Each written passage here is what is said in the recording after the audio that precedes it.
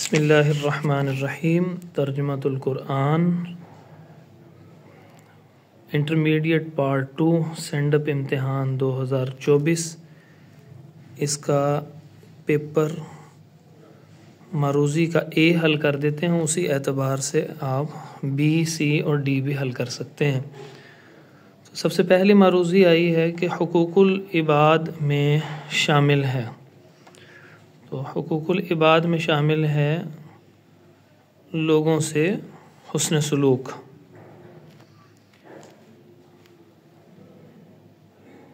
کیونکہ نماز، روزہ، حج یہ حقوق اللہ ہیں براہ راست۔ اس کے بعد ہے قیامت تک کے لیے قابل عمل شرعیت ہے حضرت محمد رسول اللہ صلی اللہ علیہ وسلم کی۔ نبی کریم صلی اللہ علیہ وسلم نے عورتوں کو کون سی صورت سکھانے کا حکم دیا؟ یہ حدیث آپ کی کتاب میں درج ہے اور اس کا جواب ہے سورۃ النور۔ اس کے بعد ہے غزوہ احزاب کا دوسرا نام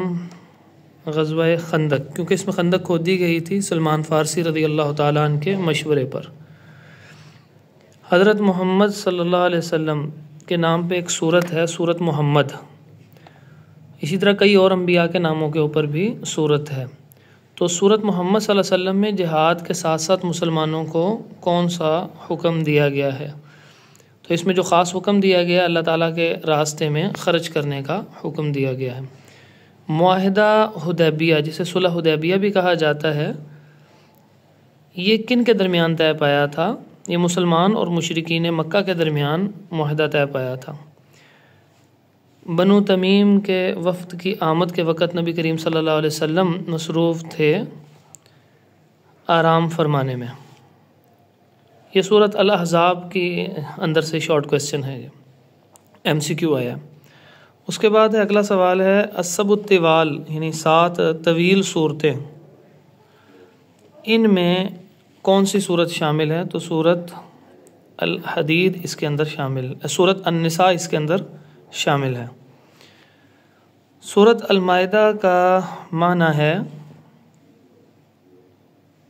یعنی المائدہ کا لفظی مطلب ہے دسترخوان۔ بغیر اجازت داخل ہونے کی اجازت ہے سرائے اور مسافر خانے میں، کیونکہ یہ کسی کی ذاتی ملکیت نہیں ہوتے، تو یہ بنائی اس کام کے لیے جاتے ہیں۔ اس کے بعد پیپر بی ہے، اس کو بھی آپ اسی طرح دیکھ سکتے ہیں، اور پھر پیپر سی اور اس کے بعد پیپر ڈی ہے۔ اس کے بعد ہے انشائی حصہ، جو 1 گھنٹہ 45 منٹ میں کرنا ہوتا ہے، 40 اس کے کل نمبر ہوتے ہیں۔ اور شارٹ کویسچنز جو ہیں، کوئی سے 5 سوالوں کے مختصر جوابات دینے ہیں۔ ان میں سے جو پہلا شارٹ کویسچن ہے وہ ہے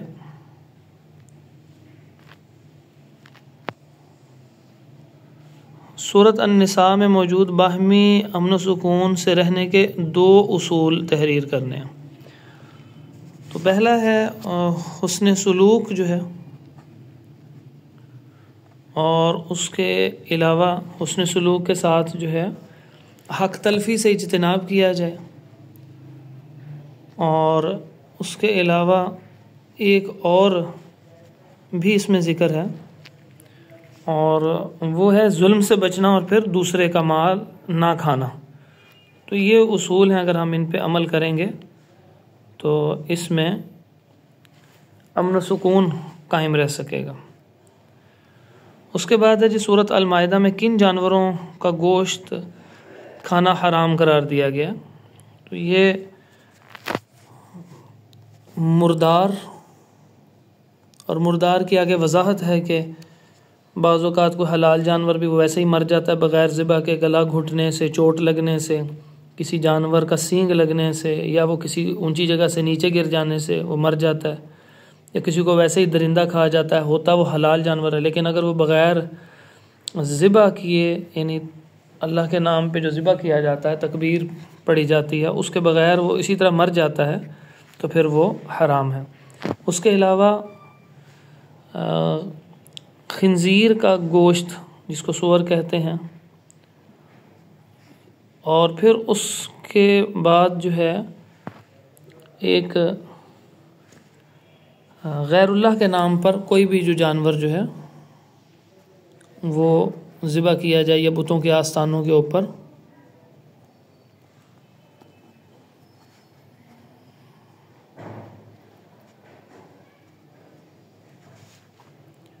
تو یہ 3 ہیں چیزیں کہ جو سورۃ المائدہ میں ابتدا ہی کے اندر حرام قرار دی گئی ہیں کہ یہ جانور جو ہیں ان کا گوشت کھانا حرام ہے۔ آگے ہے جی سورۃ النور کا مرکزی موضوع ہے سورۃ النور کا کہ معاشرتی زندگی سے متعلق ہمہ قسم کے آداب ذکر کیے گئے ہیں، جیسے داخل ہونے کے آداب ہیں، ملاقات کے وقت کے آداب ہیں، تو اس طرح کے آداب ذکر کیے ہیں کہ معاشرتی زندگی سے متعلق آداب ہیں۔ سورۃ الاحزاب میں اللہ تعالیٰ نے اہل عرب کی کون سی 2 غلط رسموں کی ممانعت فرمائی؟ شروع ہی کے پہلے رکوع کے اندر ہی اس کی وضاحت کر دی گئی ہے کہ زہار سے جو عام عرب لوگوں کا رواج تھا، زہار کہتے ہیں کہ بیوی کو ماں کہہ دینا، انت علیہ کا ظہری امی کہہ دینا۔ پہلے یہ لوگ یہ جملہ کہہ کے اگر کوئی شخص اپنی بیوی کو ماں کہہ دیتا تو اس سے وہ طلاق کے طور پر لیا جاتا اور وہ ہمیشہ کے لیے اس پر حرام ہو جاتی، یعنی گویا ماں کے درجے میں آ جاتی صرف یہ جملہ کہنے سے۔ یہ عرب کا پہلا رواج تھا، اور یہ چیز اسلام نے منع کی کہ یہ درست نہیں ہے، یہ غلط رسم ہے، ماں کہنے سے وہ ماں ہو نہیں جاتی، بلکہ اس کا الگ سے کفارہ دے دیا جائے گا۔ جو زہار کا کفارہ سورۃ المجادلہ ہے، اس کے اندر اس کی تفصیلات ہیں، وہ انشاءاللہ آگے جب صورت آ رہی ہے تو اس میں اس کی تفصیلات ذکر کر دی جائیں گے۔ اس کے بعد دوسری جو ہے وہ ہے متبنہ مطلب کہ کسی کو منہ بولا بیٹا بنانا۔ تو اسلام نے اس کو بھی منع کیا ہے، کیونکہ اگر آپ منہ بولا بیٹا بنا لیتے تھے پہلے اسلام سے پہلے تو وہ اسی طرح وارث بھی بن جاتا تھا، اسی طرح وہ حقیقی بیٹے کی مانند ہوتا، تو پھر اس سے پردے کے احکامات وغیرہ اور نکاح کے حوالے سے بھی کچھ چیزیں سامنے آتی۔ تو یہ 2 ہیں کہ جو عرب کے اندر جو غلط رسمیں تھیں سورۃ الاحزاب میں اس کی ممانعت کر دی گئی ہے، اس کی اصلاح کر دی گئی ہے۔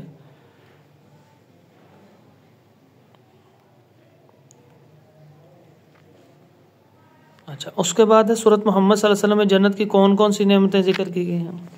نہروں کا تذکرہ کیا گیا ہے، اور نہروں کے اندر 4 نہروں کا تذکرہ کیا گیا ہے، پانی کی نہر، دودھ کی نہر، پاکیزہ شراب کی، مشروب کی شراب کی نہر، اور صاف شہد کی نہر۔ اس کے ساتھ ساتھ ہر قسم کے پھلوں کا تذکرہ کیا گیا ہے، اور آخر میں تذکرہ کیا گیا ہے کہ اللہ تعالیٰ کی طرف سے بخشش ہی بخشش ہوگی ان لوگوں کے لیے۔ تو یہ نہریں اور پھل یہ اس کے کی ورڈز ہیں جن کو چیک کیا جاتا ہے۔ اس کے بعد ہے جی سورۃ الفتح میں حضور اکرم صلی اللہ علیہ وسلم کی کیا صفات بیان ہوئی ہیں۔ اچھا، سورۃ الاحزاب اور سورۃ الفتح کے اندر ملتی جلتی ہیں، تو سورۃ الاحزاب کے اندر جو ہیں وہ تھیں مبشر، نذیر،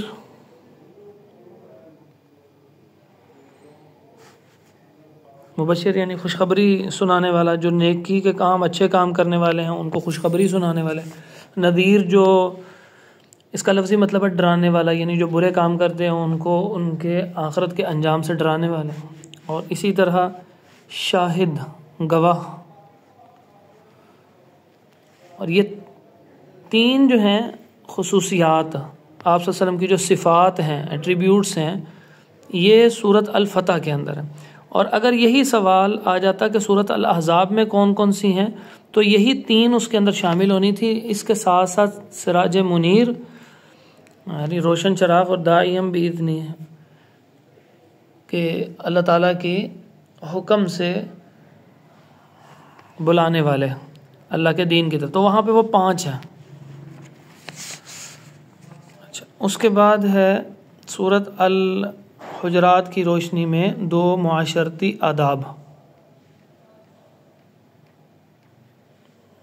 تو یہ جو 2 معاشرتی آداب ہیں، تو اس میں پہلا ہے کہ ہر سنی سنائی بات پر یقین نہ کیا جائے بلکہ پوری طرح تحقیق اور تسلی کی جائے، اور دوسرا ہے کہ اللہ تعالیٰ نے ایک دوسرے کا بھائی بنا دیا ہے، یعنی پوری تحقیق کی جائے ہر بات کی، اور تحقیق کے بغیر جو ہے وہ آگے نہ بات ذکر کی جائے اور نہ اس کے بلا تحقیق کوئی فیصلہ لیا جائے، اور دوسرا کہ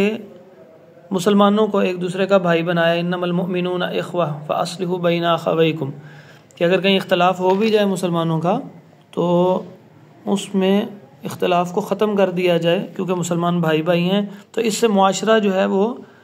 ایک مضبوط معاشرہ بنے گا۔ اس میں بعض اوقات بچوں کو تھوڑا سا ایک مشکل پیش آتی ہے کہ سورۃ الحجرات ہی کے اندر 5-6 معاشرتی آداب اس قسم کے بیان ہوئے ہیں جس میں منع کیا جا رہا ہے کہ فلاں کام نہ کیا جائے کیونکہ یہ لڑائیوں کا سبب بنتے ہیں، جیسے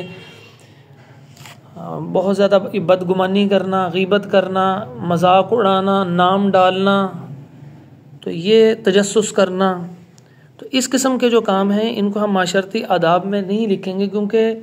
جن چیزوں سے منع کیا گیا ان کا الگ شارٹ کویسچن جو ہے وہ کتاب میں چونکہ موجود ہے، تو لہٰذا ان کو وہاں پر ہی لکھا جائے گا، اور یہ عام معاشرتی آداب جب پوچھے جائیں گے تو یہاں پر لکھا جائے گا کہ سنی سنائی بات پر یقین نہ کیا جائے بلکہ تحقیق اور تسلی کرنے کے بعد کوئی فیصلہ کیا جائے،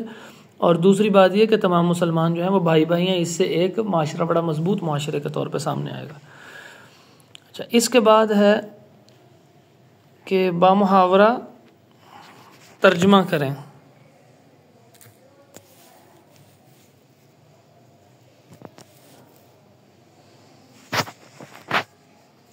تو بامحاورہ جو ترجمہ ہے وہ ہم کرتے ہیں وَأَطِيعُوا الرَّسُولَ لَعَلَّكُمْ تُرْحَمُونَ،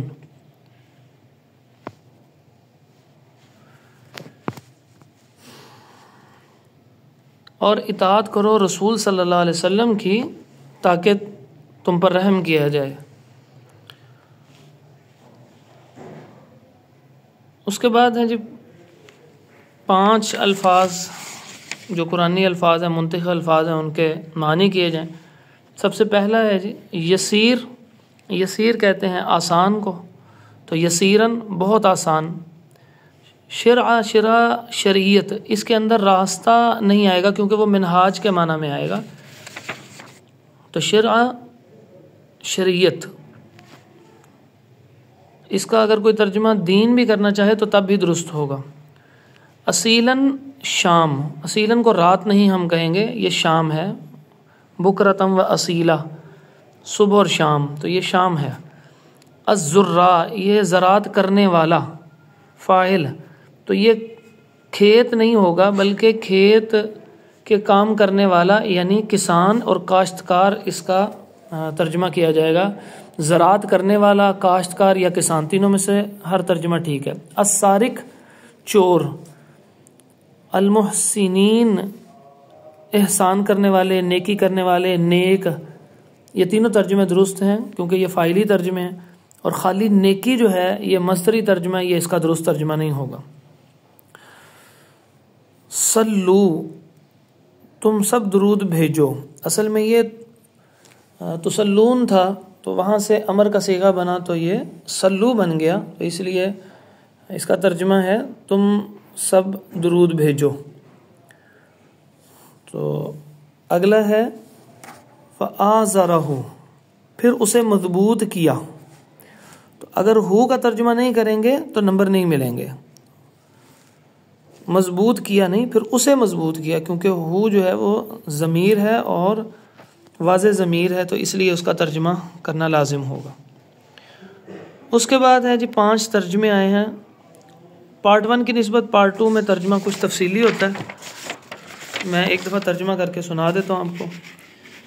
یا ایھا الذین آمنوا، اے ایمان والو، لا تأکلوا اموالکم بینکم بالباطل،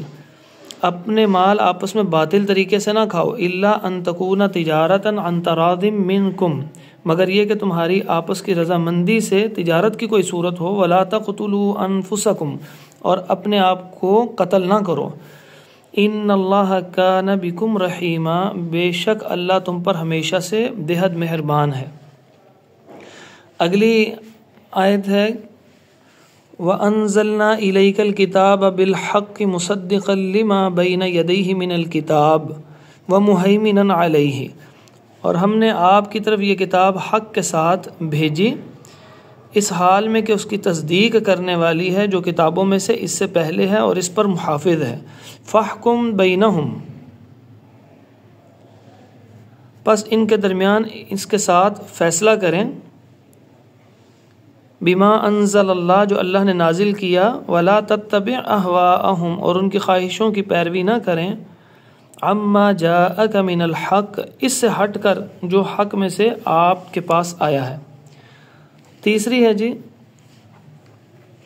ولا یبدین زینتہن الا، اور اپنی زینت ظاہر نہ کریں مگر لبعولتہن، اپنے خاوندوں کے لیے، او آبائہن، یا اپنے باپوں کے لیے، او آبائی بعولتہن، یا اپنے خاوندوں کے باپوں کے لیے، او ابنائہن، یا اپنے بیٹوں کے لیے، او ابنائی بعولتہن، یا اپنے خاوندوں کے بیٹوں کے لیے، او اخوانہن، یا اپنے بھائیوں کے لیے، او بنی اخوانہن، یا اپنے بھائیوں کے بیٹوں کے لیے، اب یہاں بھتیجوں بھی لکھ دیں گے تب بھی ٹھیک ہے، او بنی اخواتہن، یا اپنی بہنوں کے بیٹوں یعنی اپنے بھانجوں کے لیے، او نسائہن، یا اپنی عورتوں کے لیے۔ اس کے بعد ہے جی چوتھی ٹرانسلیشن، یا ایہا النبی، اے نبی صلی اللہ علیہ وسلم، انا ارسلناک، بلا شبہ ہم نے بھیجا آپ کو، شاہداً گواہی دینے والا، ومبشراً اور خوشخبری دینے والا، ونذیراً اور ڈرانے والا، وداعیاً الی اللہ باذنہ اور اللہ کی طرف بلانے والا اس کے اذن یعنی اجازت اور حکم سے، وسراجا منیرا اور روشنی کرنے والا چراغ، وبشر المؤمنین اور ایمان والوں کو خوشخبری دیں، بأن لهم من اللہ فضلا کبیرا کہ بے شک ان کے لیے اللہ تعالیٰ کی طرف سے بہت بڑا فضل ہے۔ آخری ترجمہ ہے محمد الرسول اللہ، محمد صلی اللہ علیہ وسلم اللہ کے رسول ہیں، والذین اور وہ لوگ، معہ جو ان کے ساتھ ہیں، اشداء علی الکفار کافروں پر بڑے سخت ہیں، رحماء بینہم آپس میں نہایت رحم دل ہیں، تراہم آپ انہیں دیکھیں گے کہ رکعا سجداً اس حال میں کہ وہ رکوع کرنے والے ہیں، سجدہ کرنے والے ہیں، یبتغون فضلا من اللہ ورضوانا اپنے رب کا فضل اور اس کی رضا تلاش کرتے ہیں، سیماہم فی وجوہہم من اثر السجود ان کی شناخت ان کے چہروں میں موجود ہے، من اثر السجود سجدہ کرنے کے اثر سے یعنی سجدے کے نشانات سے، ذالک مثلہم فی التورات یہ ان کا وصف ہے تورات میں۔ مثل جو ہے یہاں پر اوصاف کے معنی میں آئی ہے۔ اس کے بعد اگلا سوال جو ہے وہ دو لانگ کویسچن ہیں، ایک سورۃ النساء ہے اور ایک سورۃ الاحزاب ہے۔ اب اس کا ایک طریقہ تھوڑا سا بتا دیتا ہوں۔ ایک تو یہ کہ سب سے پہلے سورۃ النساء یا سورۃ الاحزاب جو بھی آپ نے کرنا ہے اس کا آپ نے تعارف کروانا ہے کہ اس کے اندر کتنی آیات ہیں، اس کے کتنے رکوع ہیں، اس کے اندر یہ کون سی منزل میں سے ہے، پھر اسی طرح آپ نے اس کے حوالے سے یہ ذکر کرنا ہے کہ یہ ترتیب کے اعتبار سے اس کا نمبر کتنا ہے، اور اگر ہو سکے تو ترتیب نزولی کا نمبر دے دیں، اگر نہیں ہے تو صرف ترتیب توقیفی کا نمبر ضرور دیں۔ اس کے بعد آپ نے اس کا مرکزی مضمون لکھنا ہے جو آپ کی کتاب میں دیا گیا ہے، وہ لکھنے کے بعد آپ نے اس کے عام جو مضامین ہیں ان کو پوائنٹس کی شکل میں لکھنا ہے۔ اس میں بہترین طریقہ یہ ہوتا ہے کہ جتنے شارٹ کویسچنز اس صورت کے اندر پوچھے گئے ہوتے ہیں ایک دفعہ ان کو ایک ہیڈنگز کی شکل میں نوٹ کر لیا جائے اپنے پاس، جب آپ تیاری کر رہے ہیں اور پھر جب آپ پیپر اٹیمپٹ کر رہے ہیں تو ان کو ضرور لکھا جائے، کیونکہ وہ اتنے اہم تھے کہ وہ الگ سے شارٹ کویسچن کے طور پر آئے ہیں، تو پھر اس کا مطلب یہ مضمون بھی ایک اہم مضمون کے طور پر صورت میں ہی ذکر کیا گیا۔ اس طرح جو آیات آپ کے منتخب آیات کے طور پر اس صورت سے دی گئی ہیں، اس کا مطلب وہ اس صورت کے مضمون کے اندر اتنی اہم تھی کہ ان کو منتخب آیات کے طور پہ بھی دیا گیا ہے، تو ان کو ایز اے ریفرنس بھی ساتھ کوٹ کیا جا سکتا ہے۔ تو اس طرح آپ کے اس سوال کے اندر ریفرنسز بھی ایڈ ہو جائیں گے، اور ترجمہ تو آپ نے پہلے سے یاد کیا ہوگا۔ چوتھی چیز جو ہے تعارف، مضامین، مرکزی مضمون شارٹ کویسچن کے ساتھ، اور یہ جو ابھی آپ کے سامنے چوتھی بات ذکر کی کہ جو منتخب آیات دی گئی ہیں ان کا بھی آپ ہیڈنگ بنا کے ایکسپلینیشن اس کی دے سکتے ہیں، اور اس طرح ریفرنسز بھی آپ کے پاس آ جائیں گے۔ اور پانچویں چیز، اب صورت کے اندر جتنی چیزیں دی گئی ہیں ان کو کوئی تقریباً 12 سے 13 ہیڈنگز بنا کے اس کو لکھنے کی کوشش کریں۔ ترجمۃ القرآن میں آپ کے پاس کافی وقت ہوتا ہے لانگ کویسچن کے لیے، تو آپ اس کے اوپر خوب محنت کریں، اور ویسے بھی یہ قرآن ہے، اللہ تعالیٰ آپ کا حامی و ناصر ہو۔ مزید کوئی آپ نے پوچھنی ہو تو واٹس ایپ کر سکتے ہیں، اور یہ واٹس ایپ نمبر جو ہے وہ ہے آپ کے سامنے۔